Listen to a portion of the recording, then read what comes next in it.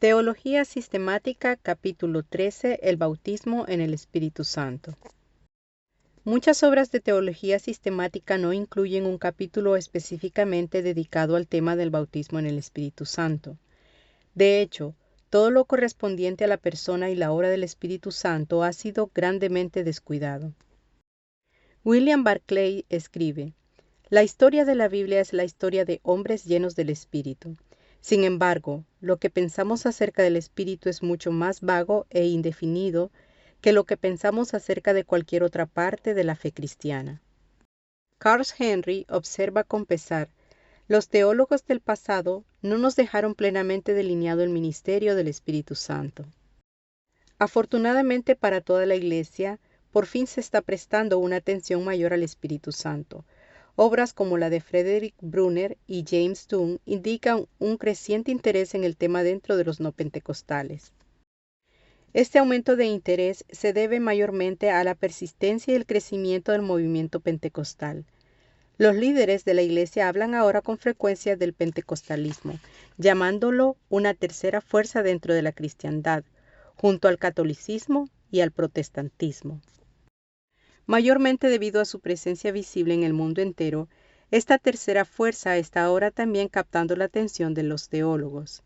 Es decir, los eruditos están reconociendo ahora que el pentecostalismo es esta tercera fuerza en su presencia porque es una tercera fuerza en su doctrina, concretamente en la doctrina sobre el bautismo en el Espíritu Santo.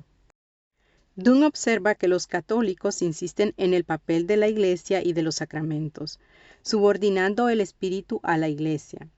Los protestantes insisten en el papel de la predicación y la fe, subordinando el Espíritu a la Biblia. Los pentecostales reaccionan ante ambos extremos: el sacramentalismo, que se puede volver mecánico, y la ortodoxia biblicista, que puede volverse espiritualmente muerta, y reclaman una experiencia vital con Dios mismo en el Espíritu Santo. Este capítulo divide el tema del bautismo en el Espíritu Santo en 5 cuestiones o subtemas. 1. La separabilidad entre el bautismo en el Espíritu Santo y la regeneración. 2. Las evidencias de la experiencia del bautismo en el Espíritu Santo en la vida del creyente. 3. La disponibilidad del bautismo en el Espíritu Santo para los creyentes de hoy. 4. La razón de ser del bautismo en el Espíritu Santo. 5. La recepción del bautismo en el Espíritu. El enfoque del material presentado aquí es analítico y descriptivo, más que apologético o polémico. Separabilidad y evidencias. Hablamos primero de la separabilidad y las evidencias del bautismo en el Espíritu Santo, porque la mayor parte de las posiciones sobre los otros temas relacionados son contingentes al concepto de la separabilidad y al concepto de las lenguas como evidencia. Esto es, las posiciones en estos dos asuntos definen y delinean las cuestiones en otros aspectos. La cuestión de la disponibilidad del bautismo en el Espíritu Santo hoy es un excelente ejemplo. Por una parte, muchos eruditos bíblicos responderían que hay un bautismo en el Espíritu a la disposición de los creyentes de hoy, pero alegarían que se trata simplemente de una parte de la conversión e iniciación. Por otra parte, cuando los pentecostales dicen que el Espíritu está a nuestra disposición, luchan a favor de una experiencia que, en cierto sentido, es diferente a la regeneración y que, además, va acompañada por la evidencia física inicial de las lenguas. También, aunque la separabilidad y las lenguas como evidencia están relacionadas de manera bastante estrecha, son temas diferentes. Lógicamente existen 4 posiciones posibles sobre la separabilidad y las lenguas como evidencia. Una posición posible es que el bautismo en el Espíritu Santo es parte de la experiencia de conversión e iniciación sin evidencia especial alguna como la de hablar en lenguas. Esta es la posición presentada por Dunn y Brunner. La segunda posición posible es que el bautismo en el Espíritu Santo es parte de la experiencia de conversión e iniciación y siempre va acompañada por la evidencia especial de las lenguas. Esta es la posición de algunos grupos entre los pentecostales unidos. La tercera posición posible es que el bautismo en el Espíritu Santo suele seguir a la regeneración, pero la experiencia no va acompañada por las lenguas. Esta es la posición de algunos grupos de santidad wesleyanos, como la Iglesia Nazarena. La cuarta posición posible es que el bautismo en el Espíritu Santo suele seguir a la regeneración y siempre va acompañado por la evidencia especial de las lenguas. Esta es la posición de pentecostales como las Asambleas de Dios. La terminología. La frase bautismo en el Espíritu Santo no aparece en la Biblia. Sin embargo, es bíblica en el sentido de que se origina en una fraseología similar usada por los escritores bíblicos. Los tres escritores sinópticos recogen la comparación que hace Juan el Bautista entre su propia actividad de bautizar en agua y la actividad futura de Jesús. Ver citas bíblicas en el libro. Hablando acerca de Jesús, Juan dice: Él os bautizará en Espíritu Santo. Lucas recoge de nuevo esta terminología en Hechos 1:5, donde describe que Jesús les dice a sus seguidores: seréis bautizados con el Espíritu Santo dentro de no muchos días. Usa esta terminología por tercera vez en Hechos 11:16, donde relata la forma en que Pedro entiende la experiencia de Cornelio. Al explicarles la recepción del Espíritu Santo por parte de Cornelio a los creyentes de Jerusalén, Pedro les recuerda las palabras del Señor: seréis bautizados en el Espíritu Santo. Es evidente que Pedro entendía que esta terminología era una descripción de la experiencia de Cornelio cuando habló en lenguas.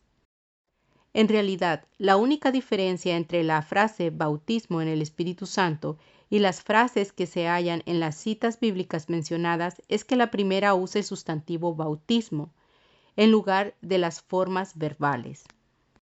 Otro punto a tener en cuenta es que la frase bautismo en el Espíritu Santo no es más que una entre varias frases bíblicas similares, que al entender de los pentecostales describen un suceso o una experiencia única con el Espíritu Santo. Entre las otras terminologías derivadas también del lenguaje del Nuevo Testamento, especialmente en el libro de Hechos, tenemos ser llenos del Espíritu Santo, recibir el Espíritu Santo, derramamiento del Espíritu Santo, el Espíritu Santo cayendo sobre, el Espíritu Santo viniendo a, y diversas variaciones de estas frases. Los pentecostales suelen sostener que estas frases son sinónimas y se refieren a la misma experiencia con el Espíritu Santo. Howard Irving hace notar que, en todos los casos, lo que se describe es la experiencia pentecostal. Es de esperar que exista tal variedad de terminología a la luz de las multifacéticas que son la naturaleza y las consecuencias de la experiencia. Stanley Horton sugiere: cada una de estas expresiones hace resaltar algún aspecto de la experiencia pentecostal y no hay ninguna que pueda destacar ella sola todos los aspectos de esa experiencia. Por consiguiente, la naturaleza comparable de estas frases es a un tiempo evidente y de esperarse. Además, el lenguaje utilizado es metafórico por necesidad, puesto que estas frases hablan de una experiencia en la que el Espíritu de Dios viviente se mueve dinámicamente para entrar en la situación humana. Utilizando las palabras de Rodman Williams, lo que expresan estas frases de manera diversa es el suceso y la experiencia de la presencia dinámica de Dios en el Espíritu Santo. El mismo autor observa correctamente que esta experiencia va mucho más allá de lo que palabra alguna es capaz de contener. De entre todas estas frases comparables, los pentecostales parecen preferir la de bautismo en el Espíritu Santo. Esta preferencia se puede deber a que este lenguaje se deriva de las afirmaciones del propio Jesús, o quizás se deba a la profundidad que lleva en sí este lenguaje metafórico en particular. Es decir, la analogía que se hace aquí se relaciona con el bautismo en agua. Williams señala: el bautismo en agua significa literalmente ser sumergido, metido e incluso empapado o embebido en agua. Al efecto, ser bautizado en el Espíritu Santo es quedar totalmente envuelto en el dinámico Espíritu del Dios viviente y saturado de él. Relación con la regeneración. Una de las diferencias principales entre los teólogos con respecto a esta experiencia llamada bautismo en el Espíritu Santo tiene que ver con su relación con la regeneración. Como observamos anteriormente, algunos afirman que forma parte de la experiencia de conversión e iniciación. Otros sostienen que es una experiencia distinta en cierta forma a la regeneración. Exponemos esta cuestión de la siguiente manera. Hay hoy en día a disposición del creyente una experiencia llamada comúnmente bautismo en el Espíritu Santo, que sea en cierto sentido distintiva y única en relación con la experiencia de conversión e iniciación. Generalmente, tanto aquellos que niegan que el bautismo en el Espíritu Santo sea separable de la regeneración, como quienes afirman que lo es, reconocen la importancia de las Escrituras como autoridad definitiva. Por un lado, Brunner, quien niega que estas experiencias sean separables, se lanza a considerar el testimonio del Nuevo Testamento y a proporcionar una exégesis de las principales fuentes bíblicas relacionadas con el tema. Dunn cree que es necesaria una revisión completa de las enseñanzas del Nuevo Testamento sobre el don del Espíritu y su relación con la fe y el bautismo. Tiene la esperanza de demostrar que para los escritores del Nuevo Testamento el bautismo en el Espíritu o don del Espíritu era parte del suceso o proceso de convertirse en cristiano. Por otro lado, aquellos que defienden el bautismo en el Espíritu Santo como una experiencia separable están igualmente dedicados a demostrar que las Escrituras enseñan la posición que ellos sostienen. Howard Irving los representa. El título completo de su obra sobre el Espíritu lo identifica como una investigación bíblica. Hace notar que la experiencia contemporánea ilustra la perspectiva pentecostal. Sin embargo, para él, solo el texto bíblico adjudica nuestras conclusiones.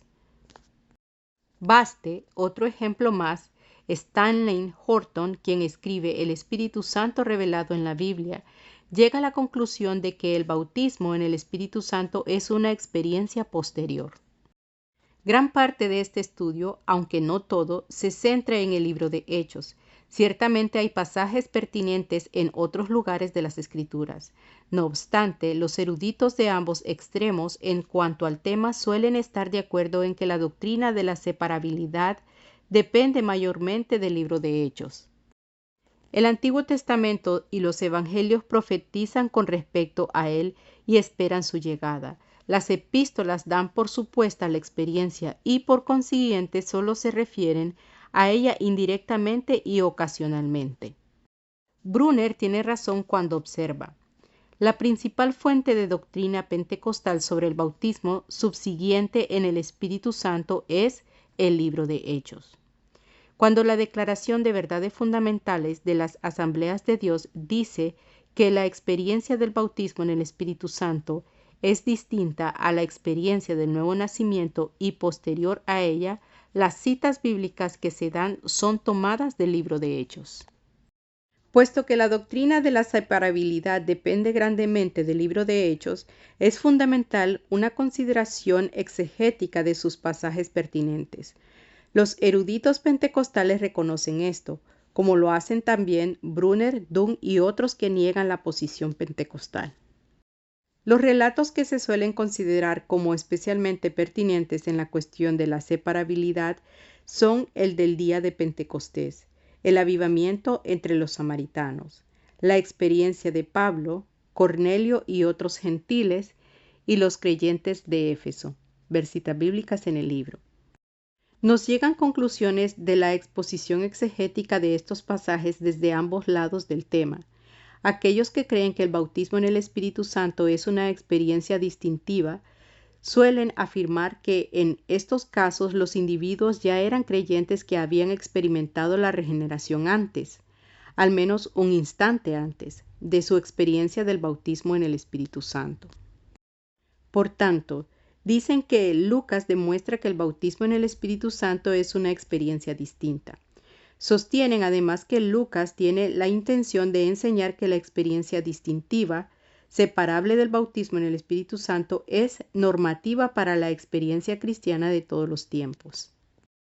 Aquellos que rechazan la separabilidad alegan que si la experiencia parece ser separable y distinta, porque parece ser posterior en estos casos del libro de Hechos. Esto se debe a la situación histórica única durante las etapas iniciales de la Iglesia. Lucas, afirman, no está tratando de enseñar que una experiencia separada y distinta del bautismo en el Espíritu Santo sea normativa para la experiencia cristiana durante las etapas posteriores de la Iglesia. En realidad, hay dos aspectos en este debate contemporáneo sobre la separabilidad, tal como aparece en estos incidentes de Hechos. El primer aspecto de este debate tiene que ver con esta pregunta. Señalan los textos de Hechos mencionados anteriormente que, para las personas envueltas en estos incidentes, el bautismo en el Espíritu Santo fue una experiencia separable y distinta en relación con la experiencia de conversión o regeneración. Los pentecostales responden que sí. Los 120 del día de Pentecostés eran creyentes antes del derramamiento del Espíritu en aquel día.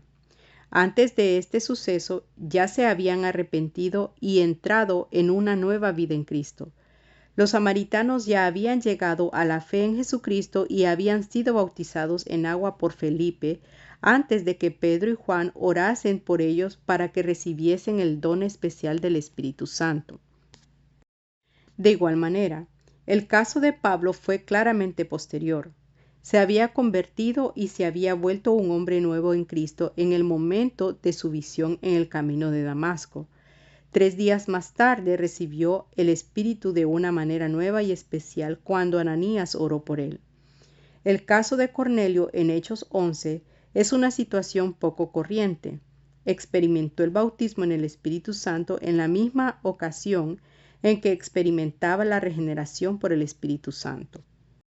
Sin embargo, los pentecostales suelen afirmar que, aún en este caso, aquí también debe haber alguna distinción entre su conversión y el don del Espíritu.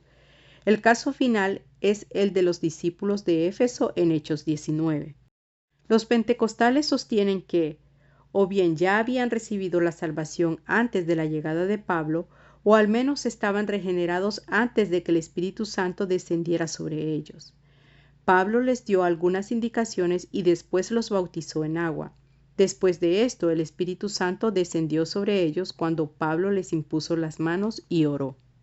Por consiguiente, los pentecostales llegan a la conclusión de que en Hechos, el bautismo en el Espíritu Santo es claramente subsecuente en 3 casos: Pentecostés, Samaria y Pablo, y lógicamente separable en los 2 casos restantes, Cornelio y los Efesios. Entre los que no creen que el hecho de la separabilidad sea tan seguro como sostienen los pentecostales, se halla Dunn y Brunner. Ambos estudian los 5 casos de hechos citados anteriormente. Dunn sostiene que los 120 del día de Pentecostés no eran cristianos en el sentido del Nuevo Testamento hasta ese día, porque antes de aquel momento su respuesta y consagración eran defectuosas. La experiencia de Cornelio era una unidad, según Dunn. Cornelio fue salvado, fue bautizado en el Espíritu, se le concedió arrepentimiento por vida. Todas ellas forman sinónimas de decir Cornelio se convirtió en cristiano. Igualmente, la experiencia de 3 días de Pablo fue una unidad, una experiencia de crisis que se extendió por 3 días, desde el camino de Damasco hasta su bautismo. No se podía llamar cristiano a Pablo, sostiene Dunn, hasta que la serie quedara completa a manos de Ananías. Por último, en el caso de los Efesios, Dunn considera que Pablo no les estaba preguntando a cristianos si habían recibido el Espíritu. En lugar de esto, les estaba preguntando a unos discípulos que profesaban creer que eran cristianos. Dunn llega a la conclusión de que no eran cristianos hasta que Pablo los rebautizó y les impuso las manos. Por tanto, debido a que evidentemente da por supuesto lo que él llama conversión e iniciación, Dunn llega a la conclusión de que en ninguna circunstancia Lucas describe un incidente en el cual el bautismo en el Espíritu Santo sea verdaderamente separable de la conversión. Brunner sostiene una posición similar a la de Dunn. El bautismo cristiano es el bautismo en el Espíritu Santo. Con toda diferencia de Dunn, Brunner parece conceder que hay dos casos en Hechos que son excepcionales, debido a la situación histórica. El primero es el caso del día de Pentecostés.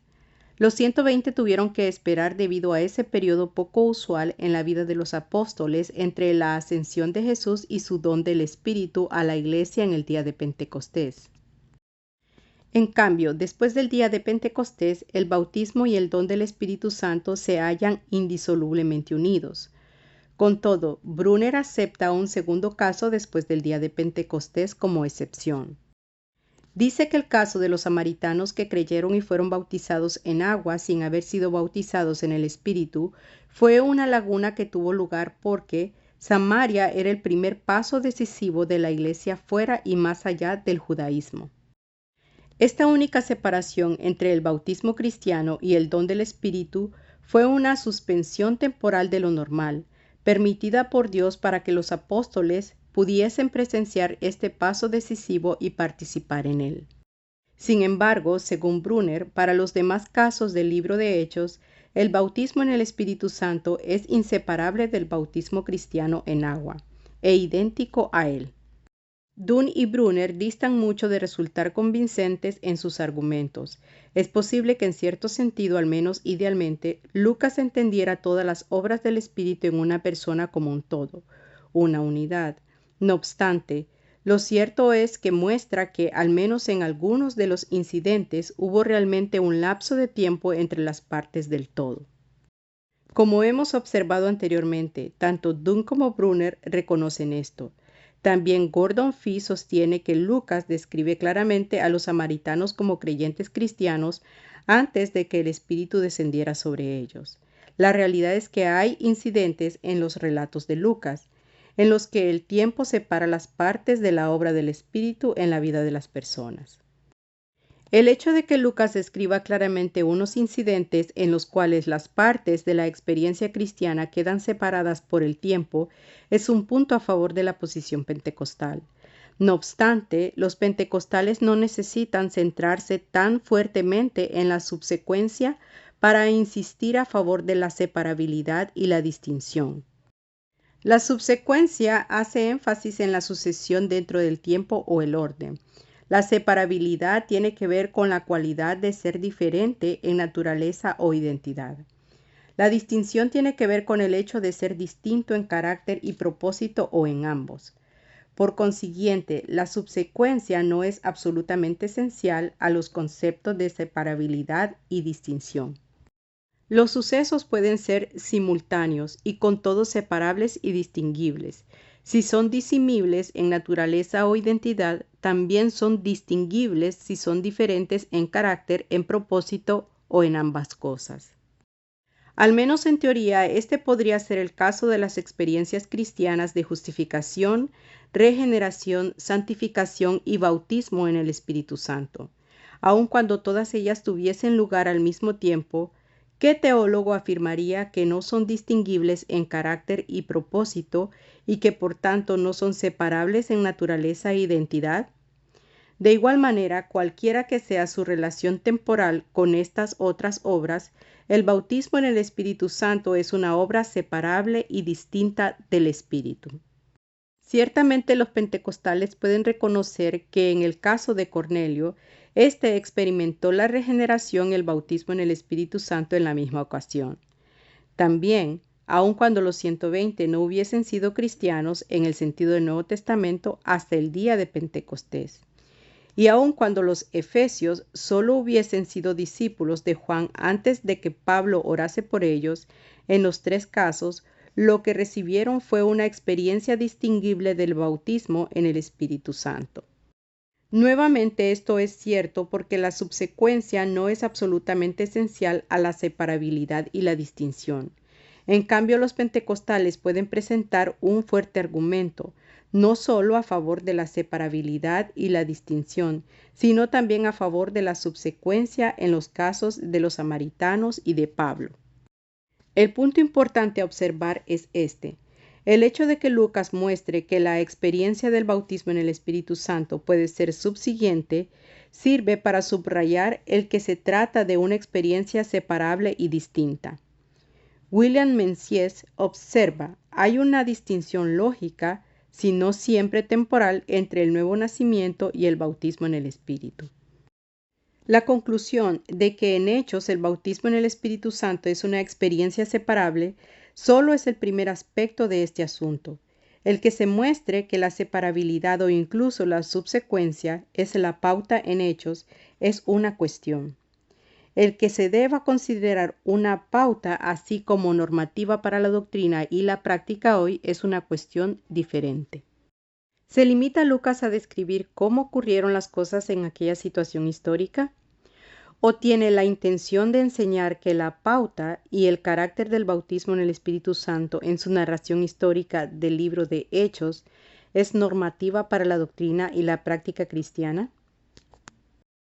Aunque este no sea el lugar para un estudio exhaustivo de este tema, su importancia es tal que tenemos necesidad de comentarlo aunque sea brevemente.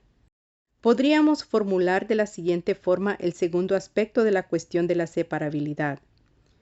¿Son normativas la pauta y la característica del bautismo en el Espíritu Santo que representa Lucas en Hechos para la Iglesia de todas las generaciones? Fee considera que este segundo aspecto de la cuestión es una pregunta hermenéutica. Se centra en la práctica de utilizar los precedentes históricos de la Biblia para formular doctrina cristiana y establecer experiencias cristianas normativas. En este procedimiento hermenéutico, si uno puede demostrar que el escritor bíblico describe una pauta de experiencia cristiana que era típica o normativa en la Iglesia del Nuevo Testamento, entonces, interpretativamente, se espera que sea normativa para la Iglesia de hoy.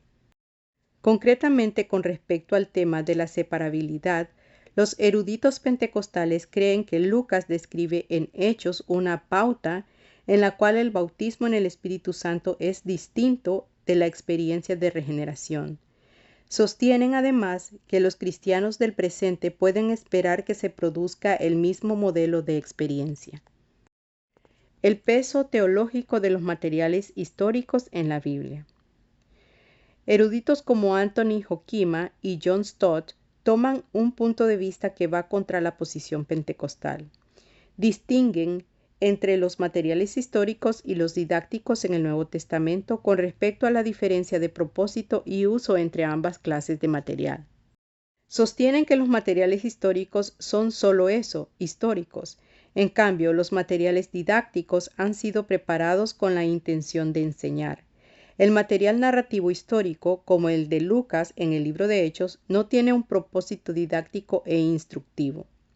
Por consiguiente, Hoekema dice, cuando afirmamos que queremos que nos guíe la Escritura en nuestra comprensión de la obra del Espíritu, necesitamos buscar esta guía primordialmente en sus partes didácticas y no en sus partes históricas.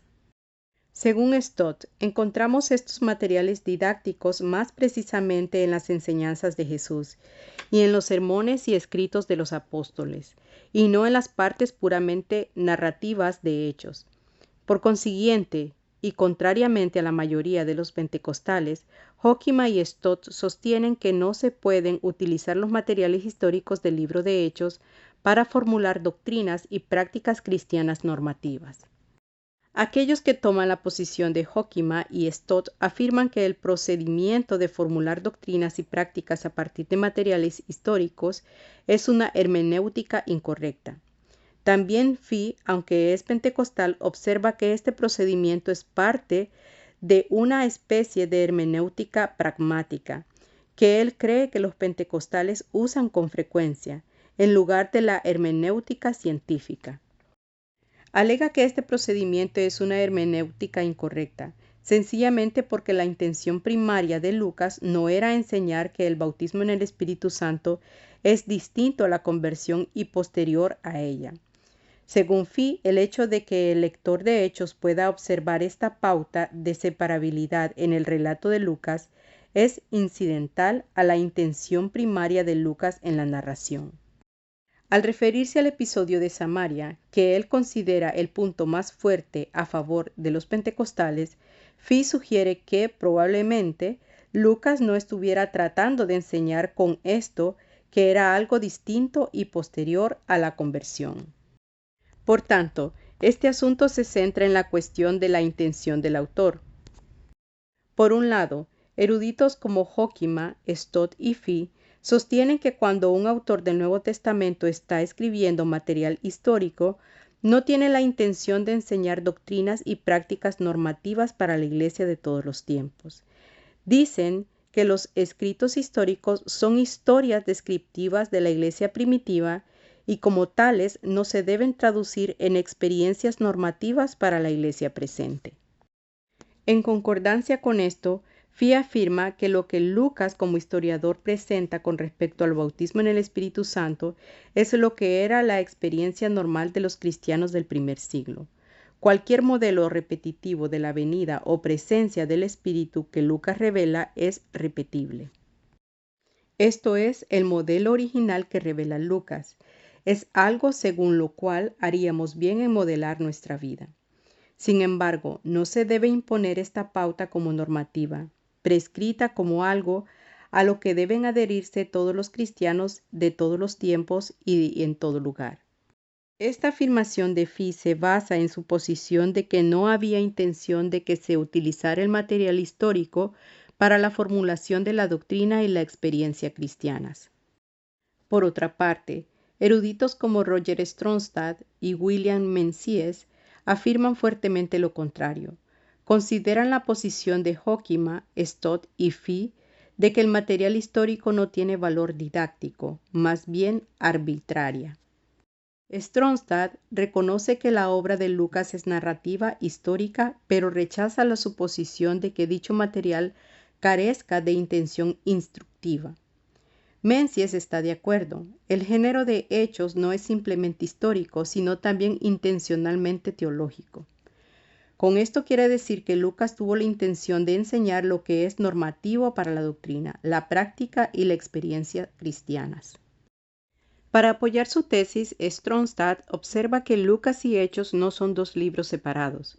Más bien son, de hecho, las dos mitades de una sola obra y se deben interpretar como una unidad. La intención de una es compartida por la otra. Entonces se lanza a demostrar que la forma en que Lucas desarrolló su material, tanto en su Evangelio como en Hechos, indica que tenía la intención de que enseñara doctrinas y prácticas normativas. Lucas usó sus fuentes y desarrolló su material de una manera similar a los historiadores del Antiguo Testamento e intertestamentarios. Lo hizo, dice Stronstad, específicamente para presentar temas teológicos clave y para fijar, ilustrar y reforzar esos temas por medio de episodios históricos concretos. Stronstad continúa reforzando su idea y termina con esta conclusión. Lucas tuvo un propósito didáctico o catequético o instructivo, más que simplemente informativo, con respecto a su historia del origen y la extensión del cristianismo. Estrechamente relacionada con el tema de la intención del autor, se halla la cuestión de cómo deben comprender los intérpretes del presente el material del autor, en relación con esa intención.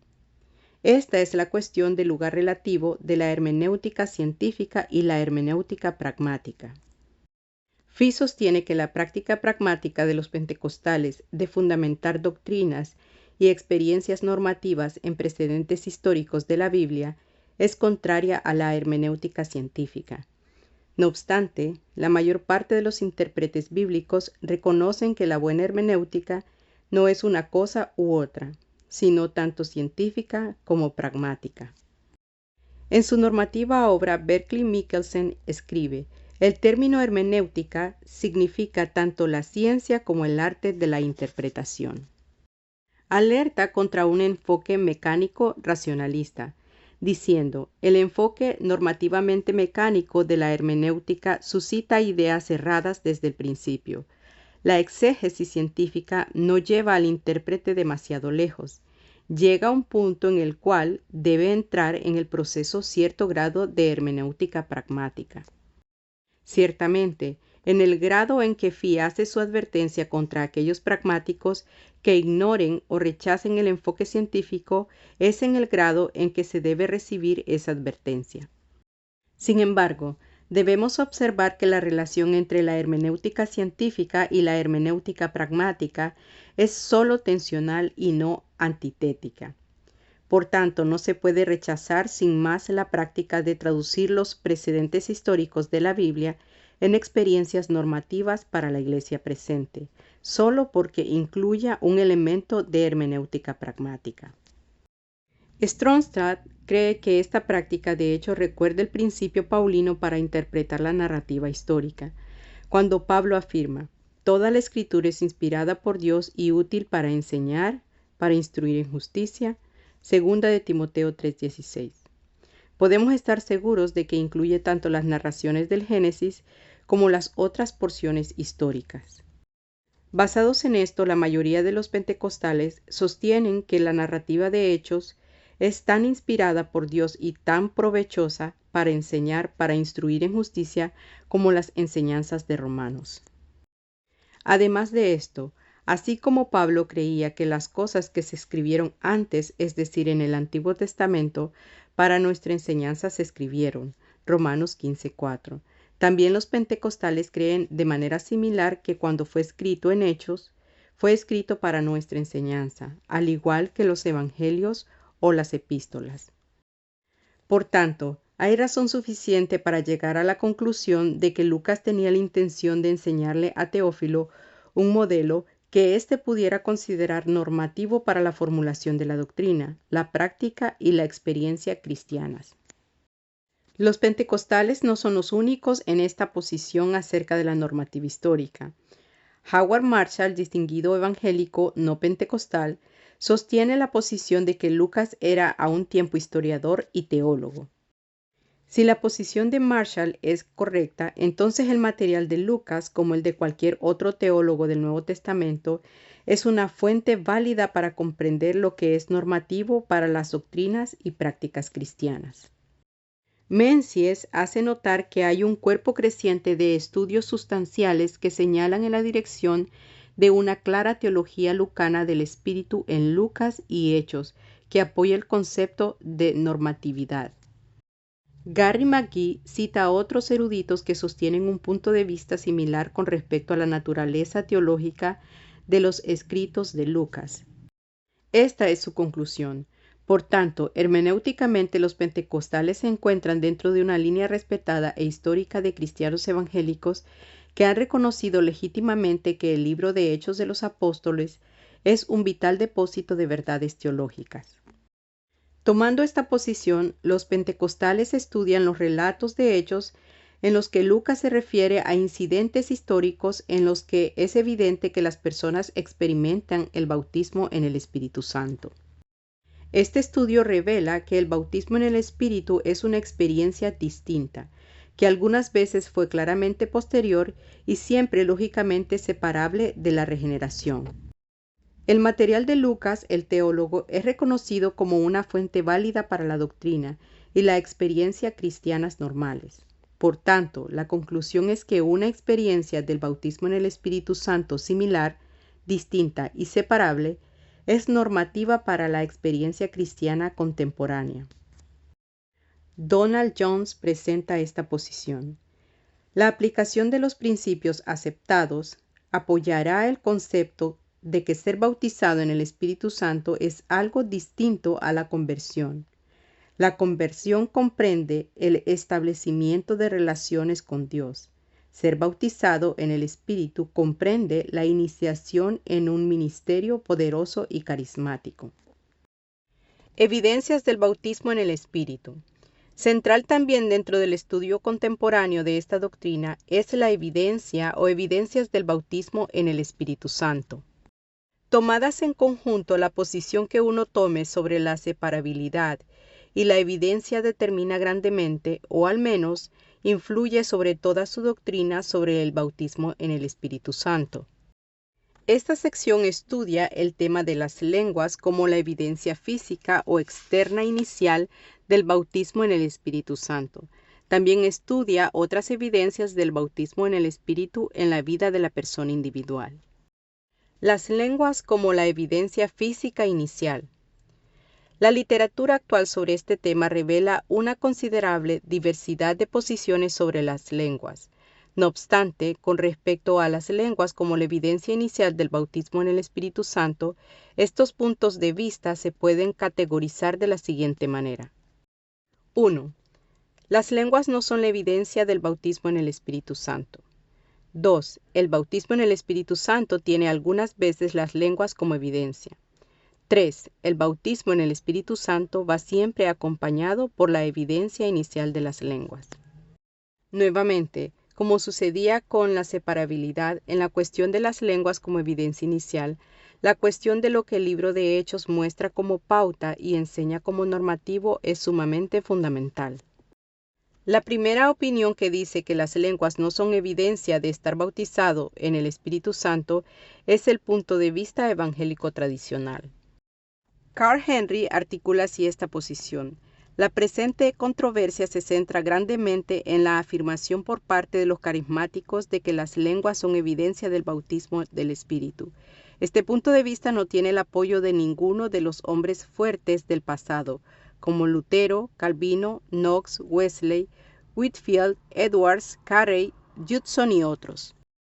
Brunner, en concordancia con su convicción de que el bautismo en el Espíritu Santo y la conversión cristiana son lo mismo, niega igualmente que las lenguas sean la evidencia de esta experiencia. Afirma que la fe expresada en la confesión Señor Jesús es la única evidencia de la venida y presencia del Espíritu. Aquellos que toman esta primera posición en el tema de las lenguas como evidencia presentan con frecuencia un extenso estudio de los materiales de Hechos sobre este tema. Hoekema reconoce 3 incidentes en Hechos en los que hubo lenguas. En el día de Pentecostés las lenguas fueron una de las 3 señales milagrosas, de lo que él llama el acontecimiento definitivo e irrepetible del derramamiento del Espíritu Santo. Ciertamente los miembros de la casa de Cornelio hablaron en lenguas después de derramarse el Espíritu sobre ellos, admite Hoekema, pero este hecho no demuestra que las lenguas sean prueba de que uno haya recibido un bautismo en el Espíritu posterior a la conversión. De igual manera, en el caso de los discípulos de Éfeso, el hecho de que hubo lenguas no puede ser utilizado para demostrar su valor como evidencia de un bautismo en el Espíritu posterior a la conversión, según Hoekema. ¿Por qué? Porque la venida del Espíritu sobre los discípulos de Éfeso no fue posterior a su conversión, sino simultánea a ella. Observa también, en el libro de Hechos hay 9 ocasiones en las que se describe que las personas son llenas o están llenas del Espíritu Santo y donde no se hace mención de las lenguas.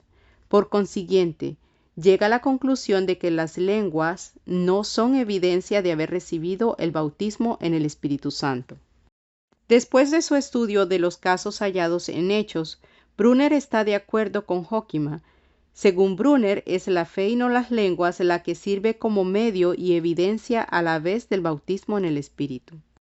El segundo punto de vista sobre las lenguas como evidencia dice que a veces estas son evidencia del bautismo en el Espíritu Santo. Esta posición es característica de algunos dentro del movimiento carismático. Henry Lederle resume brevemente la gran variedad de ideas entre los carismáticos. También presenta de manera sucinta lo que él entiende que tienen en común estos puntos de vista. La mayor parte de los carismáticos asocian la renovación en el Espíritu o el bautismo en el Espíritu con la manifestación de los carismas, entre los que se incluyen normalmente las lenguas. Pocos carismáticos aceptan que la glosolalía sea la condición sine qua non, esto es esencial, para el bautismo en el Espíritu. De manera que Lederle reconoce que la glosolalía, las lenguas, se encuentra entre los aspectos legítimos de nuestra fe apostólica, pero rechaza la doctrina de que las lenguas sean la única evidencia del bautismo en el Espíritu. Cree que a esta doctrina le falta apoyo explícito o concluyente en las Escrituras. Lederly concuerda con otros carismáticos en que no hay afirmación alguna en el Nuevo Testamento donde se indique que la glosolalía sea la única evidencia. El tercer punto de vista sobre las lenguas como la evidencia del bautismo en el Espíritu Santo es la posición pentecostal tradicional. Los pentecostales suelen afirmar que las lenguas son siempre la evidencia física inicial de esta experiencia especial. De hecho, tal como observa Williams, los pentecostales han puesto un énfasis especial en que las lenguas son la evidencia inicial del bautismo en el Espíritu. La Declaración de Verdades Fundamentales de las Asambleas de Dios presenta esta posición en el punto número 8. El bautismo de los creyentes en el Espíritu Santo es testificado por la señal física inicial de hablar en lenguas según el Espíritu les da que hablen. Hechos 2:4. Brunner tiene razón cuando observa: en la comprensión de la evidencia inicial de esta experiencia subsiguiente, los pentecostales son únicos y es esta evidencia la que señala como pentecostales a sus defensores. Los pentecostales creen que su conclusión acerca de que las lenguas son la evidencia física inicial del bautismo en el Espíritu Santo se basa en las Escrituras, especialmente en el libro de Hechos. En 3 casos en los que Lucas presenta detalles sobre personas que están experimentando el bautismo en el Espíritu Santo, es claramente evidente que hablan en lenguas. En el día de Pentecostés, los 120 hablaron en lenguas, glosolalía, en idiomas de los que ellos no tenían dominio en circunstancias normales. Hechos 2:4. Según Ralph Rings, estas lenguas se convirtieron entonces en la señal y evidencia de que el Espíritu Santo había descendido sobre los cristianos del Nuevo Testamento. El siguiente caso claro de lenguas en Hechos es el suceso de la casa de Cornelio en Hechos 10, del 44 al 46. Horton observa: el Espíritu dio la evidencia y solo dio una. Los oían que hablaban en lenguas y que magnificaban a Dios, exactamente como en Hechos 2, 4, 11. El tercero y último caso es el incidente relacionado con los discípulos de Éfeso en Hechos 19, del 1 al 6. Howard Ervin comenta en este caso: la naturaleza evidencial de la glosolalía aquí queda fuertemente subrayada por el comentario de que las lenguas y la profecía eran prueba indudable y externa de que el Espíritu Santo había descendido sobre aquellos 12 discípulos poco informados hasta el momento. Por esto, una serie de exegetas competentes, la mayoría de ellos eruditos no pentecostales, reconocen con facilidad que Lucas estaba hablando de la manifestación sobrenatural de las lenguas en estos 3 casos. Los eruditos pentecostales sostienen además que Lucas reveló una pauta en estos 3 casos, una experiencia distintiva con el Espíritu evidenciada por las lenguas, tal como lo afirma Williams. En estos 3 casos, las lenguas fueron clara evidencia de que se les había dado el Espíritu Santo. Aunque Lucas no decidió declararlo, los pentecostales creen también que las lenguas se manifestaron igualmente en los otros casos del bautismo inicial en el Espíritu Santo dentro de Hechos. Por ejemplo, los pentecostales sostienen que los creyentes samaritanos en Hechos 8 del 4 al 24 hablaron en lenguas igual que los 120 del día de Pentecostés, la casa de Cornelio y los discípulos de Éfeso. Ervin formula la pregunta obvia: ¿qué vio Simón que lo convenció de que aquellos discípulos samaritanos habían recibido el Espíritu Santo por medio de la imposición de manos de Pedro y Juan? Irving cita a varios eruditos no pentecostales que confirman su respuesta. El contexto justifica la conclusión de que estos samaritanos convertidos recibieron el bautismo en el Espíritu Santo después de su conversión, con la probable evidencia de las lenguas. Bruce parece estar de acuerdo en sus comentarios acerca de la experiencia de los samaritanos. El contexto no nos deja duda alguna de que la recepción del Espíritu por parte de ellos fue acompañada por manifestaciones externas como las que habían marcado su derramamiento sobre los primeros discípulos en Pentecostés. Entre los otros que cita Ervin se halla Robertson, quien afirma que el texto en este caso muestra llanamente que aquellos que recibieron el don del Espíritu Santo hablaron en lenguas. Los pentecostales sostienen que hablar en lenguas era la experiencia normal y esperada de todos los creyentes del Nuevo Testamento que eran bautizados en el Espíritu Santo. Esto es, que la actividad primaria posterior a la recepción del Espíritu Santo era la de hablar en lenguas. Debido a esto, Lucas no sintió la necesidad de señalar que se había hablado en lenguas cada vez que hablaba de una aparición de esta experiencia. Los lectores de Lucas sabían ya que los creyentes hablaban en lenguas cuando recibían el bautismo en el Espíritu Santo. Por consiguiente, los pentecostales sugieren que no solo los samaritanos convertidos, sino Pablo y los demás de los que habla Lucas manifestaron también la evidencia inicial de hablar en lenguas. En el caso de Pablo, señalan que él mismo reconoció que hablaba en lenguas en su correspondencia con los corintios, en 1 Corintios 14:18.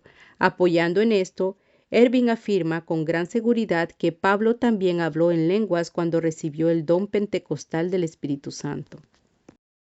En resumen, los pentecostales observan entonces que en algunos casos Lucas describe en detalle las manifestaciones que acompañaban a los creyentes que recibían el bautismo en el Espíritu Santo, los discípulos del día de Pentecostés, Cornelio y los efesios. En todos estos casos las lenguas fueron la evidencia clara, sencillamente no necesitó repetir los detalles cada vez. Los pentecostales creen que las lenguas fueron la evidencia inicial en todos los casos. Sostienen que Lucas reveló la existencia de una pauta constante en el periodo del Nuevo Testamento, una experiencia distintiva del bautismo en el Espíritu Santo, separable de la regeneración y evidenciada inicialmente por las lenguas. Los pentecostales sostienen además que los relatos de Lucas no solo revelan esta pauta, sino que también enseñan que las lenguas son normativas para la doctrina y la práctica cristianas. Es decir, que siempre se espera que las lenguas sean la evidencia inicial del bautismo en el Espíritu Santo a lo largo de toda la historia de la Iglesia. Esta es la forma en que se deben entender los relatos de Hechos, porque nuevamente Lucas no estaba escribiendo solamente como historiador, sino también como teólogo. Estaba describiendo la obra del Espíritu Santo en los creyentes en la era de la Iglesia y a través de ellos. Es cierto que estos incidentes tuvieron lugar dentro de un escenario histórico determinado, pero esto no es razón para declarar que esta pauta no es normativa para toda la era de la Iglesia. Al fin y al cabo, la era de la Iglesia es siempre un tiempo durante el cual es necesario que la presencia del Espíritu Santo sea evidente en la vida de los creyentes. En la era de la Iglesia siempre son necesarios su presencia y su poder para que obre a través de los creyentes a fin de llevar la gracia salvadora de Cristo hasta aquellos que están sin Dios. En conclusión, los pentecostales creen: 1. Que el bautismo en el Espíritu Santo es la venida de esa presencia y ese poder especial del Espíritu. Y 2. Que la evidencia inicial de esto son las lenguas tanto hoy como en el libro de Hechos. Otras evidencias del bautismo. Necesitamos ahora notar especialmente que al entender de los pentecostales el hablar en lenguas es solo la evidencia inicial del bautismo en el Espíritu Santo. En la vida de quienes lo reciben hay otras evidencias de su presencia especial que aparecen posteriormente. Algunos escritores sugieren que el fruto del Espíritu, Gálatas 5:22, esto es, el conjunto de cualidades de la personalidad cristiana, es la evidencia prolongada de que se está bautizado en el Espíritu Santo. Por ejemplo, en un capítulo titulado Los efectos de la venida del Espíritu, Williams identifica la plenitud de gozo, el gran amor, el compartir y la alabanza continua de Dios entre estos efectos. Un famoso escritor pentecostal más antiguo, Donald G., hace la observación de que el concepto de que el fruto del Espíritu es evidencia del bautismo en el Espíritu Santo es una enseñanza corriente y popular. Sin embargo, advierte contra este concepto diciendo: el fruto del Espíritu es prueba de que caminamos en el Espíritu, no la prueba de que hayamos sido bautizados en el Espíritu. Con todo, en el capítulo siguiente, G habla de algunas cualidades de la personalidad cristiana como marcas o evidencias de estar lleno del Espíritu. Estas son el testimonio desbordante, el quebrantamiento y humildad, un espíritu dócil y la consagración. Ervin habla con profundidad acerca de este concepto. Las Escrituras no coordinan el fruto del Espíritu con los carismas como evidencia de la plenitud del Espíritu. Sin embargo, hace esta observación. Esto no niega que las consecuencias prácticas de la influencia del Espíritu Santo en la vida del cristiano se refleje en impulsos y aspiraciones santos que lo lleven al crecimiento espiritual. Por tanto, los pentecostales sostienen en general que el conjunto de cualidades de la personalidad cristiana o fruto del Espíritu no constituye una evidencia prolongada del bautismo en el Espíritu, pero que estas cualidades pueden y deben quedar resaltadas en aquellos que tengan esta experiencia. Otra sugerencia entre los escritores pentecostales es la de que hay diversas manifestaciones carismáticas que son evidencias prolongadas del bautismo en el Espíritu Santo. Al referirse a los dones espirituales, G. observa, puesto que son manifestaciones de la inhabitación del Espíritu, es fundamental que aquellos que los ejerciten estén llenos del Espíritu en el momento de ejercitarlos. Ervin ve las manifestaciones de los carismas como evidencias del poder del Espíritu y de la plenitud prolongada del Espíritu. Escribe al respecto: el bautismo en el Espíritu y la plenitud del Espíritu son expresiones sinónimas, y la dimensión carismática de la experiencia cristiana es evidencia de la plenitud del Espíritu Santo. Williams elabora más esta idea en un estudio sobre la manifestación de los dones en la iglesia de Corinto. Primeramente hace resaltar que el contexto para los dones del Espíritu fue la experiencia del derramamiento del Espíritu. Para los cristianos de Corinto se había producido un abundante derramamiento del Espíritu en el que todos habían participado. Después traza un paralelo entre la situación de Corinto y la renovación carismática actual. Hoy en día, como en la iglesia de Corinto, la operación de los dones del Espíritu significa que aquellos que manifiestan los dones han experimentado un derramamiento del Espíritu Santo o el bautismo en el Espíritu Santo. La sugerencia final en cuanto a una evidencia prolongada del bautismo en el Espíritu Santo es la realidad del dinámico poder del Espíritu Santo en la vida del participante. Williams hace observar que el propósito central de la entrega del Espíritu es ese poder capacitador por medio del cual se puede llevar adelante el testimonio de Jesús, tanto en palabras como en obras. En línea con esta observación, Ernest Williams identifica a este poder del Espíritu como la evidencia más importante de la experiencia pentecostal. La disponibilidad del bautismo en el Espíritu Santo. La pregunta que nos hacemos ahora es la siguiente: ¿está el bautismo en el Espíritu Santo al alcance de los creyentes de hoy? ¿O solo estuvo disponible durante la era apostólica del Nuevo Testamento? La mayor parte de los evangélicos contemporáneos, tanto pentecostales como no pentecostales, responden afirmativamente: sigue estando disponible hoy. Sin embargo, con esta respuesta, cada uno de los grupos quiere decir algo diferente. Por un lado, los eruditos como Hoekema, Brunner y Dunn aceptan que el bautismo en el Espíritu Santo forma parte de una realidad cristiana, pero no es una experiencia distinta de la regeneración. Según el punto de vista de estos eruditos, el bautismo en el Espíritu solo es una parte del acontecimiento total de convertirse en cristiano, llamado por Dunn conversión e iniciación. Por otra parte, cuando los eruditos pentecostales dicen que el bautismo en el Espíritu Santo está a la disposición de los creyentes de hoy, están insistiendo en la disponibilidad contemporánea de una experiencia distinta y separable que es evidenciada por las lenguas. Algunas veces se presenta el argumento basado en 1 Corintios 13 del 8 al 12, de que la experiencia pentecostal cesó al final del periodo en que se escribió el Nuevo Testamento. Algunos piensan que Pablo enseña en estos versículos que las profecías, las lenguas y la ciencia cesaron cuando quedó terminado el canon del Nuevo Testamento. Pablo dice que estos carismas cesarán en el verso 8, cuando venga el perfecto del griego teleión en el verso 10, cuando veamos cara a cara en el verso 12. Apoyados en esto, algunos niegan que esté a nuestra disposición hoy un tipo de bautismo en el Espíritu al estilo pentecostal, evidenciado por las lenguas. Por ejemplo, Paul Hens escribe: con la finalización de las Escrituras ya no hubo más necesidad de una señal que autenticara. Las lenguas fueron un don para señal que tuvo su lugar en la etapa de infancia de la Iglesia. Versitas bíblicas en el libro. Tanto los eruditos pentecostales como muchos no pentecostales rechazan la idea de que Pablo esté diciendo algo así en este lugar. Aaron Mer demuestra por qué posiciones como la de Enns son insostenibles.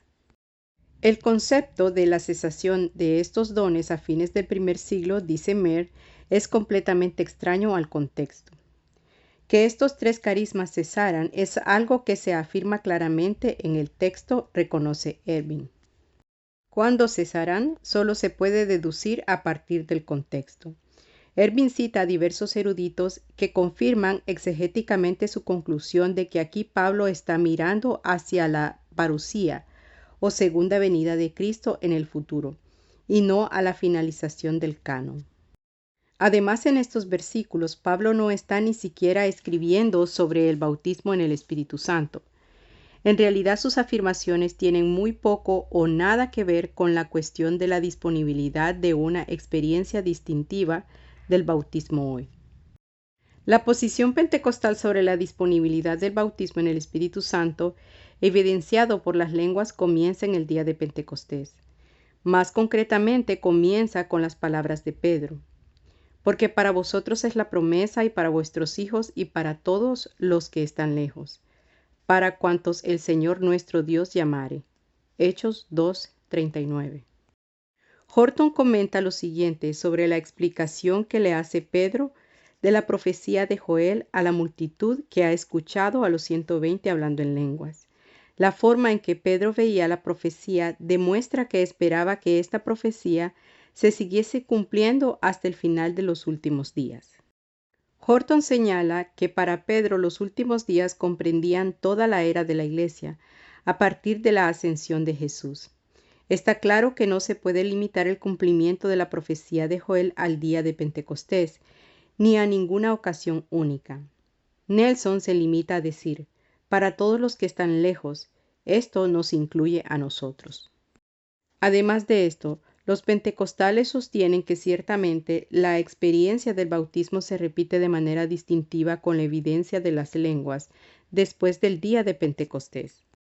En el libro de Hechos señalan los otros 4 incidentes: los convertidos de Samaria, Pablo, Cornelio y los discípulos de Éfeso, estudiados anteriormente, especialmente los 2 últimos casos, en los cuales las lenguas son claramente evidentes. También, puesto que esto tiene que ver con la disponibilidad de la experiencia para hoy, los pentecostales señalan que durante el siglo XX el tipo de experiencia distintiva de hechos, incluyendo las lenguas, se ha repetido en la vida de millones de cristianos a lo largo y ancho del mundo. Al fin y al cabo, sostiene Mencius, no se debería considerar incorrecto incluir la experiencia personal y los relatos históricos en algún momento del proceso de hacer teología. La verdad bíblica debe ser demostrable en la vida. Por esta razón, indica Erwins, para los pentecostales es axiomático que el bautismo en el Espíritu Santo no cesó con el día de Pentecostés, ni tampoco al terminar la era apostólica. Creen, y su experiencia lo confirma, que es un derecho inherente a todo cristiano. Al insistir en que la experiencia distintiva del bautismo en el Espíritu Santo está a la disposición de los creyentes de hoy, los pentecostales no insinúan que los cristianos que no hayan hablado en lenguas no tienen el Espíritu. El bautismo en el Espíritu Santo solo es una de las diversas obras. La convicción, la justificación, la regeneración y la santificación son también obras del Espíritu Santo mismo. Cada una de estas obras es distintiva, con su naturaleza y razón de ser únicas. Si la persona responde positivamente a la obra de convicción del Espíritu, Entonces se producen la justificación y la regeneración. En ese momento el Espíritu Santo hace su morada dentro del creyente, y a partir de ese momento es correcto afirmar que la persona tiene al Espíritu. El bautismo en el Espíritu Santo con la evidencia inicial de las lenguas puede suceder en esa misma ocasión, o puede suceder en un momento posterior, según vemos en la pauta revelada en el libro de Hechos. En cualquiera de ambos casos, el Espíritu habita dentro de la persona desde el momento de la regeneración de ésta. Las confusiones con respecto a esta cuestión de tener o no tener al Espíritu Santo se producen debido a una falta de comprensión sobre la forma en que Lucas usa ciertos términos. Cuando Lucas describe y comenta el bautismo en el Espíritu Santo, emplea terminología del tipo de ser lleno del Espíritu Santo, recibir al Espíritu Santo, el derramamiento del Espíritu Santo. El Espíritu Santo descendió sobre, y el Espíritu Santo vino sobre. Estas expresiones no son tanto de contraste, sino más bien resultan un simple intento por describir y resaltar. Es decir, que al emplear estas expresiones, Lucas no está haciendo un contraste entre el bautismo en el Espíritu Santo y la regeneración, como si dijese que en la regeneración no viene el Espíritu, no se recibe o no permanece en nosotros. Ciertamente el Espíritu viene, se recibe y permanece en nosotros en el momento de la regeneración. Romanos 8:9. No obstante, al usar estas expresiones para referirse al bautismo en el Espíritu Santo, Lucas solo está diciendo que se trata de una experiencia especial en la que la persona es llenada con el Espíritu, lo recibe. El Espíritu se derrama o viene sobre la persona. No tenemos por qué dejar que la terminología de Lucas cause confusión en el tema de la disponibilidad de una experiencia distintiva del bautismo en el Espíritu Santo. Tal como Rings dice, los pentecostales insisten en que todos los creyentes tienen al Espíritu Santo. Con todo, todos los creyentes, además de tener al Espíritu Santo, pueden ser llenados con él o bautizados en él. El bautismo en el Espíritu Santo es una experiencia única, a la disposición de todos los cristianos convertidos y regenerados, y con una razón de ser concreta y especial. La razón de ser del bautismo en el Espíritu Santo. El tema definitivo entre los relacionados con el concepto del bautismo en el Espíritu Santo tiene que ver con la razón de ser de esta experiencia. Todos los demás comentarios sobre el bautismo en el Espíritu Santo deben señalar hacia la razón de esta obra especial y la necesidad que Dios quiere que satisfaga. En efecto, muchos cristianos no le ven razón de ser especial ninguna al bautismo en el Espíritu Santo, aparte de los demás aspectos de la conversión e iniciación. Brunner escribe, el poder del bautismo en el Espíritu Santo es primera y primordialmente un poder que une a Cristo. Según Hoekema, bautismo en el Espíritu Santo solo significa que se les otorga el Espíritu Santo para su salvación a personas que no eran creyentes en el sentido cristiano de la palabra, antes de que les fuera otorgado. No hay prueba bíblica a favor del argumento de que las lenguas sean una fuente especial de poder espiritual, afirma Hoekema. Dunn llega a la misma conclusión. El bautismo en el Espíritu tiene primordialmente una naturaleza iniciatoria.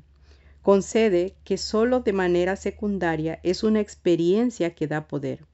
Evidentemente para Dunn y para otros que toman su posición, puesto que el bautismo en el Espíritu Santo no es distintivo en sentido alguno con respecto a la conversión, se sigue que no tiene un propósito que no se pueda atribuir a todos los creyentes, puesto que Él habita en todos ellos. Por largo tiempo los pentecostales han reconocido que la posición anterior tiene como consecuencia una iglesia subnormal en la que está ausente la cualidad dinámica, experiencial y capacitadora de la vida cristiana. Williams escribe, además de nacer del Espíritu, con lo que comienza la nueva vida, también hay necesidad de ser bautizados con el Espíritu o lleno de él, para que se desborde la vida en ministerio hacia los demás. Fisos tiene un concepto similar y observa que una profunda insatisfacción con la vida en Cristo sin la vida en el Espíritu es precisamente lo que ha servido de fondo al movimiento pentecostal. Desde principios del siglo XX hasta el presente, los pentecostales han creído que la dinámica plena de la capacitación del Espíritu viene solo con la experiencia especial y distintiva del bautismo en el Espíritu Santo. Cuando esta experiencia especial y distintiva no es normal en la Iglesia, esta carece de la realidad de la dimensión capacitadora de la vida en el Espíritu. Por tanto, los pentecostales creen que la experiencia distintiva del bautismo en el Espíritu Santo, tal como la describe Lucas, es primordial para la Iglesia contemporánea. Stromstad dice que su significación, a partir de la teología de Lucas, es clara. Si el don del Espíritu fue carismático o vocacional para Jesús y para la Iglesia primitiva, igualmente deberá tener una dimensión vocacional en la experiencia del pueblo de Dios hoy. ¿Por qué? Porque la Iglesia de hoy, como la Iglesia del libro de Hechos, necesita que el dinámico poder del Espíritu la capacite para evangelizar efectivamente al mundo y edificar el cuerpo de Cristo. El Espíritu descendió en el día de Pentecostés porque los seguidores de Jesús necesitaban un bautismo en el Espíritu que llenara de poder su testimonio, de tal manera que otros pudiesen entrar igualmente a la vida y a la salvación. Igualmente porque vino en el día de Pentecostés, el Espíritu viene una y otra vez con el mismo propósito. Según los pentecostales, el propósito de esta experiencia es el elemento distintivo y más importante, el que hace que el bautismo en el Espíritu Santo sea separable y distintivo en relación a la regeneración. William señala, los pentecostales sostienen con firmeza que, además, y por una razón totalmente distinta a la salvación, hay otra actuación del Espíritu Santo que prepara al creyente para un servicio mayor. La convicción, la justificación, la regeneración y la santificación son todas obras importantes del Espíritu. Con todo, hay otro modo de operar su obra energizadora, que es diferente e igualmente importante, afirma Meyer Perman. La característica principal de esta promesa es el poder para servir, y no la regeneración para vida eterna. El bautismo en el Espíritu es distinto a la conversión, dice Robert Menzies, en que desata una nueva dimensión en el poder del Espíritu. Es una investidura de poder para servir. Los pentecostales creen fuertemente en este punto. El propósito primario y fundamental del bautismo en el Espíritu Santo es recibir poder para servir. Se apoyan en Lucas 24:49 y Hechos 1:8. Donde Lucas recoge las últimas indicaciones de Jesús a sus seguidores. Pero recibiréis poder, cuando haya venido sobre vosotros el Espíritu Santo y me seréis testigos. Hechos 1:8. Consideran que Jesús se estaba refiriendo al día de Pentecostés que estaba próximo y en el cual los 120 serían bautizados en el Espíritu Santo, como revestimiento de poder para capacitarlos a fin de que diesen un testimonio eficaz a favor de las grandes verdades salvadoras de almas del Evangelio. Horton señala, a partir del día de Pentecostés vemos al Espíritu Santo activo en la vida de la Iglesia, en la labor de propagar el Evangelio y establecer la Iglesia. Los pentecostales creen que este mismo bautismo en el Espíritu Santo, de características únicas, está a la disposición de los creyentes de hoy, y con el mismo propósito de capacitarlos para servir. Debido a que los pentecostales reconocen la necesidad esencial del bautismo en el Espíritu Santo y la importancia de su propósito, algunas veces insisten excesivamente en las lenguas que lo evidencian. Sin embargo, los pentecostales equilibrados reconocen lo peligrosa que es esta insistencia excesiva. Aunque insisten en la experiencia distintiva evidenciada inicialmente por las lenguas, insisten también en que el objetivo final y más importante es la evidencia continua, una vida dinámicamente capacitada por el Espíritu. Tanto los no pentecostales como los pentecostales alzan la voz de alerta con respecto al exceso de insistencia en cuanto a las lenguas y la separabilidad. Ramsey Mitchell cree que hay un peligro en la noción pentecostal de la evidencia inicial y es reducir al espíritu a las lenguas. Williams, uno de los primeros pentecostales, manifiesta una preocupación similar cuando escribe: «Sería bueno que no insistiésemos demasiado en las lenguas». Declara, y con razón, lo que es de primordial importancia es el poder de lo alto. De igual manera, Horton advierte: se debería reconocer que las lenguas solo son la evidencia inicial del bautismo en el Espíritu Santo. De hecho, siempre se debería tener presente que el bautismo en el Espíritu no es una experiencia cumbre, solo es una puerta hacia una relación creciente con el Espíritu. Fee también manifiesta su preocupación por lo que considera un enfoque indebido en la subsecuencia. Afirma que la experiencia pentecostal en sí misma es correcta para la iglesia de hoy. Con razón observa que la cualidad más importante del poderoso bautismo en el Espíritu es la dimensión capacitadora de la vida en el Espíritu, la cual él sostiene que los pentecostales han recuperado. Lo importante es que la experiencia inicial, evidenciada por las lenguas, solo es una apertura hacia otras dimensiones de la vida en el Espíritu. Esta experiencia distintiva inicial conduce a una vida de servicio en la cual los dones del Espíritu proporcionan poder y sabiduría para la propagación del Evangelio y el crecimiento de la Iglesia. Los que han sido bautizados en el Espíritu y capacitados por él afectan al resto del cuerpo de creyentes. Menzies dice que el bautismo en el Espíritu se convierte en la entrada en una forma de adoración que bendice a la asamblea de los santos de Dios.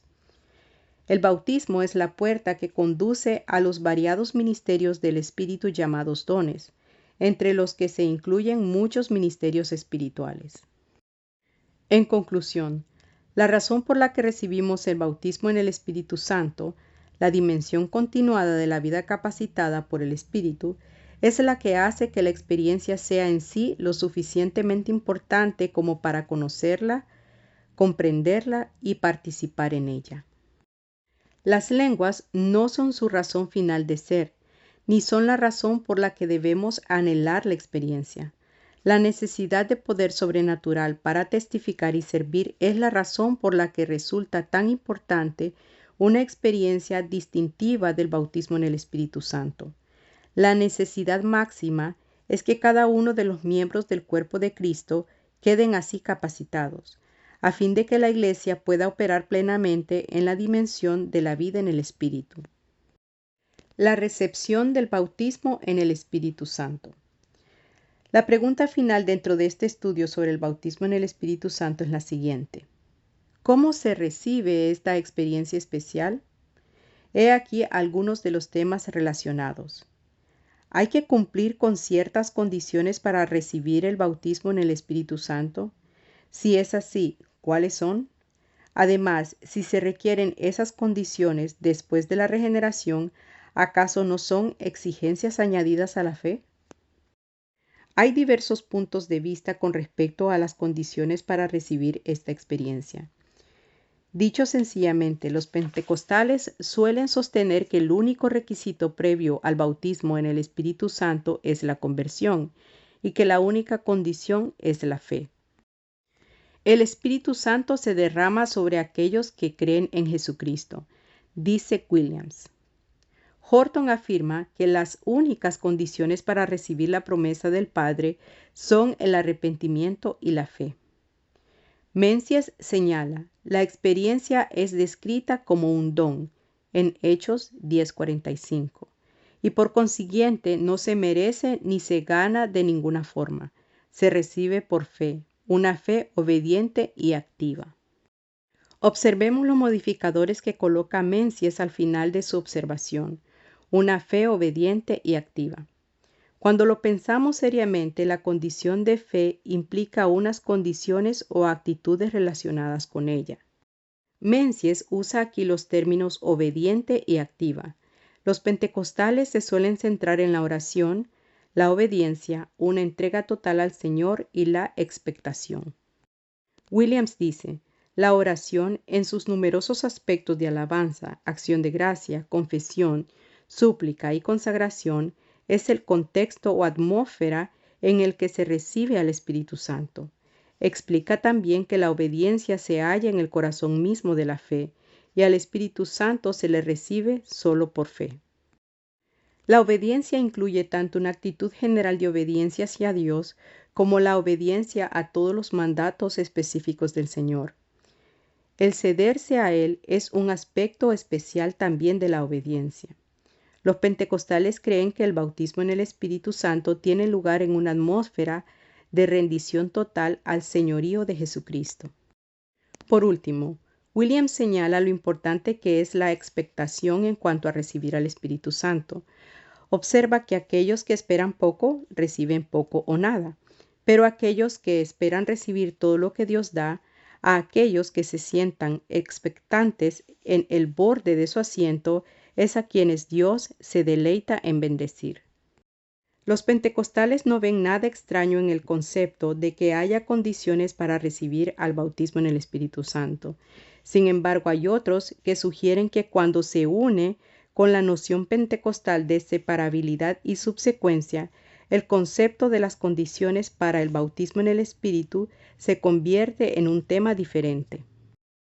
Por ejemplo, Brunner está de acuerdo en que hay condiciones para ser bautizado en el Espíritu Santo, pero sostiene que no son diferentes a las necesarias para convertirse en cristiano o más que ellas.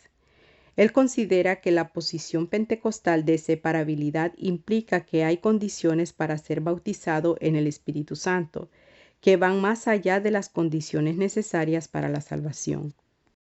Si los creyentes no son bautizados en el Espíritu Santo cuando se convierten en cristianos, entonces debe haber exigencias más allá de la simple fe que percibe a Cristo.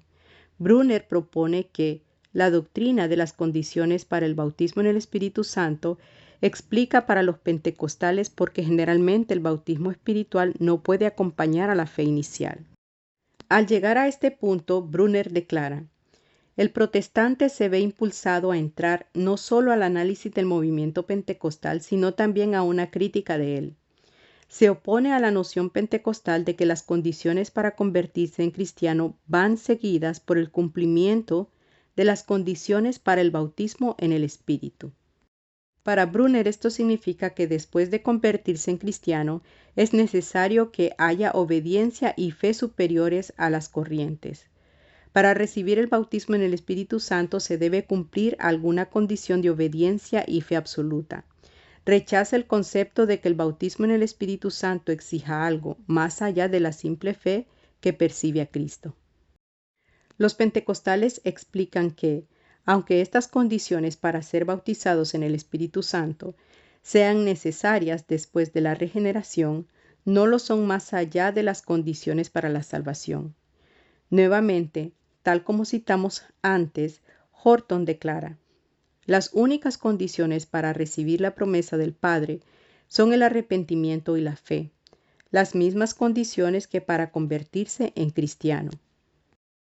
En condiciones ideales se debería recibir el revestimiento de poder inmediatamente después de la conversión, escribe Perman. Esto significa que en el momento de su conversión el creyente ha cumplido las condiciones para ser bautizado en el Espíritu Santo. Williams añade: la mejor forma de entender las condiciones que acabo de mencionar no es verlas como requisitos añadidos a la fe, sino como expresiones de la misma. En otro lugar utiliza los términos contexto y atmósfera para dar la idea de las expresiones de la fe, la atmósfera de oración, el contexto de obediencia, una atmósfera de rendición y una atmósfera de expectación. Por tanto, no se trata de condiciones o exigencias añadidas a las necesarias para la salvación. Simplemente la fe, la oración, la obediencia, el rendimiento y la expectación producen el contexto o la atmósfera en el que se recibe el bautismo en el Espíritu Santo. Esto puede suceder en la misma ocasión que la regeneración, como en el caso de Cornelio en Hechos 10 del 44 al 48, o puede ocurrir en algún momento posterior, como en el caso de los samaritanos, en Hechos 8 del 14 al 19. Es necesario tratar un último tema con respecto al bautismo en el Espíritu Santo, puesto que el único requisito previo es la conversión y la fe, la única condición. Es importante resaltar que todo creyente cristiano auténtico es candidato para esta experiencia. Los pentecostales creen fuertemente que todo creyente debe recibir este revestimiento especial de poder para servir. Por ejemplo, la declaración doctrinal de las Asambleas de Dios sobre el bautismo en el Espíritu Santo comienza de esta manera. Todos los creyentes tienen derecho a la promesa del Padre. Deberían esperarla ardientemente y buscarla afanosamente. Con ella viene el revestimiento de poder para vivir y servir. No basta con leer acerca de esta experiencia en el libro de Hechos. Ni siquiera basta con reconocer su solidez doctrinal y saber que la experiencia es para los cristianos de hoy. Para que la Iglesia tenga la dimensión dinámica de la vida en el Espíritu operando en ella, los creyentes deben recibir personal e individualmente este bautismo en el Espíritu Santo. Conclusión. La Iglesia contemporánea está contemplando con ojos distintos la doctrina del bautismo en el Espíritu Santo. La persistencia y el crecimiento del movimiento pentecostal tienen gran parte de la responsabilidad por el nuevo interés en esta doctrina. Además, cualquiera que sea el punto de vista que alguien sostenga sobre este movimiento, todos están de acuerdo en que hace mucho tiempo que es necesario centrar la atención en la persona y la obra del Espíritu Santo. Carl Henry observa: descuidar la doctrina de la obra del Espíritu es crear una iglesia confundida e incapacitada. Es imprescindible que se desarrolle más aún el estudio de la doctrina del bautismo en el Espíritu Santo. Hasta el presente, el movimiento pentecostal del siglo XX ha logrado restaurar la dimensión experiencial de la presencia dinámica del Espíritu en un notable sector de la Iglesia. Los pentecostales creen que la recuperación de la doctrina y la experiencia del bautismo en el Espíritu Santo es comparable a la recuperación de la doctrina de la justificación por fe en la Reforma. Hasta Dunn, que está en desacuerdo con gran parte de la doctrina pentecostal, tiene la esperanza de que no se pierdan de vista ni se pasen por alto la importancia y el valor del énfasis pentecostal. Para los eruditos del Nuevo Testamento es difícil negar la validez de una experiencia dinámica y única del bautismo en el Espíritu Santo apoyados en la Biblia. Dunn declara: ni qué decir tiene que en Hechos la recepción del Espíritu era una experiencia muy viva y concreta. Los pentecostales no ven razón alguna por la que esto no pueda ser igual hoy. Además testifican de que ellos mismos de hecho experimentan esta experiencia viva y concreta del bautismo en el Espíritu Santo. Esta distintiva experiencia le infunde a la Iglesia de hoy la calidad de vida espiritual dinámica y experiencial que era normal en la Iglesia del Nuevo Testamento. Preguntas de estudio. 1. ¿Cuáles son las creencias y prácticas principales relacionadas con el bautismo en el Espíritu Santo que han marcado al movimiento pentecostal? 2. ¿Cuáles son los argumentos básicos a favor de considerar el bautismo en el Espíritu Santo como una experiencia separada de la conversión? 3. ¿Por qué es más importante que nos centremos en la separabilidad y no en la subsecuencia? 4. ¿Cuáles son las evidencias que muestran que Lucas y Hechos no son solo libros históricos, sino también teológicos y fueron pensados con la intención de enseñar? 5. ¿Cuáles son los argumentos bíblicos para tomar las lenguas como la evidencia física inicial del bautismo en el Espíritu Santo? 6. ¿Cuál es la relación entre el bautismo en el Espíritu, el fruto del Espíritu y los dones del Espíritu? 7. ¿Cómo les debemos responder a quienes afirman que el bautismo en el Espíritu Santo, con su evidencia de lenguas, no está a nuestra disposición hoy? 8. ¿Cuál es la razón de ser del bautismo en el Espíritu Santo y por qué es esta importante tanto teológica como prácticamente? 9. ¿Cuáles son las mejores maneras de animar a los creyentes para que acepten el bautismo en el Espíritu Santo?